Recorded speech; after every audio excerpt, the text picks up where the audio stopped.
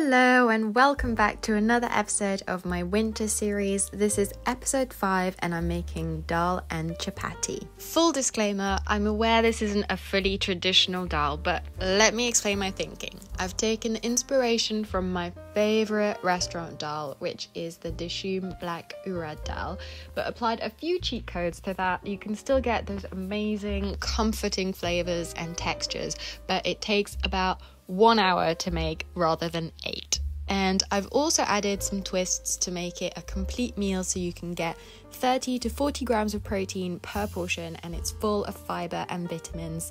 I've also reduced the amount of saturated fats to make it a bit healthier without compromising on taste and texture, which I think makes this the ultimate winter warmer.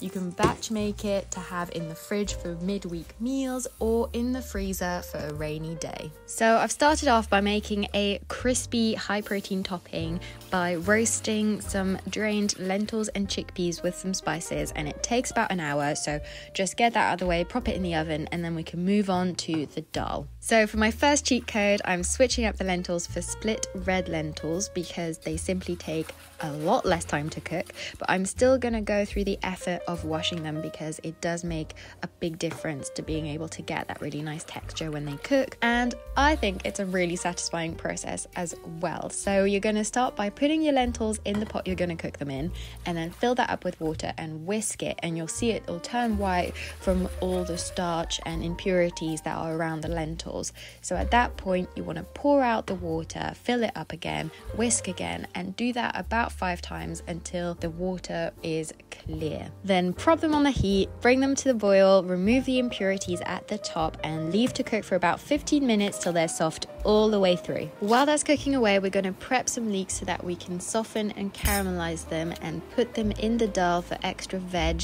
and fibre and vitamins and tasty flavour. So we're going to start off by top and tailing them, obviously, and then we're going to wash them really well. I like to make a little indent into them so the water can get through and get the dirt in those inner layers, and then we're going to finally chop them or émincer. Then we can sweat them off in a pan on a low heat with butter until they're fully softened and caramelized. Then we move on to our paste, which is going to be the flavour bomb of this dish. It's so easy but makes a massive difference. It's so savoury, a bit spicy, it's incredible. I put this paste actually in a lot of different dishes because I find it so simple and so effective. Full credit to Dishoom on this one. So you're going to peel some ginger and put it in a food processor with garlic, tomato puree, garam masala and chili powder, and I like to blitz it with some water, and that's our magic flavour paste done. So at this point our lentils should be nice and soft, so we're just going to gently pour the water out into the sink and replace it with some boiling water from our kettle. Then we can add our flavour paste and stir that through, and then we're going to add a fair bit of salt into there. And finally our lovely caramelized buttery leeks can go in too. Give it a final stir through and then leave it to simmer slowly on the hob for about half an hour with the lid on and then 15 with the lid off, so everything goes all mushy and delicious. So this next part is completely optional, of course. You can just buy chapatis, naan or any kind of flatbread from the store. I would say for me, having a bread to dip into the dal is non-optional because it is just so comforting and elevates the pleasure so much to be able to do that, but of course you can go without. Anyway, the reason I'm making my own is to control the amount of fat in them, but also to add some seeds for extra protein, fibre and omega-3s and extra flavour, and because I enjoy the process. So skip ahead if you don't want to make them. Otherwise, what you do is get some whole wheat flour. Traditionally it's durum wheat, so if you can get your hands on chapati flour then please do. Otherwise I'm using some bread whole wheat flour. Knead that with some warm water. You want to boil water and just leave it to cool a little bit, and knead it until it goes nice and smooth. Then leave it to rest for 20 minutes, and then I've made enough for 4 people, so I'm going to divide my bowl into 8 sections, and then I'm going to roll each one into the palm of my hands into a little ball.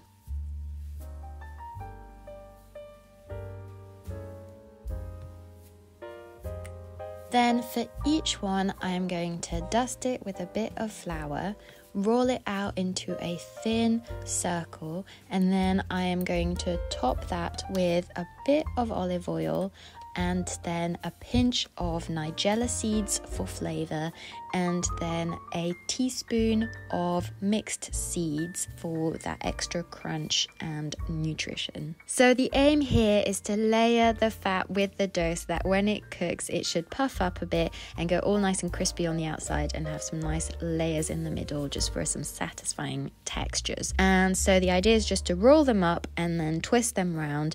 Do that again for all of them, and then roll them out flat into some thin discs, and then cook them in a hot pan for about 2 minutes on each side, so they're nice and brown and crispy on the outside and soft and fluffy and layered in the middle. And that's it. We are now but moments away from a warm ball of satisfying, nutritious comfort. All that's left to do is to add a bunch of spinach to our dal and stir it through so that it wilts, but we keep that nice color. And then I'm going to finish the dal off with some yogurt instead of cream. Adds a bit of lifting tanginess, and it still gives you that creaminess throughout. And that's it. We're now ready to serve up some spoonfuls of that comforting dal, a few dollops of yogurt, and don't forget those crispy lentil and chickpea toppings that have been cooking in the oven. It adds such a lovely contrast of textures with the creamy dal, the crispy crunchy top, and you can serve it with the chapatis to dip in.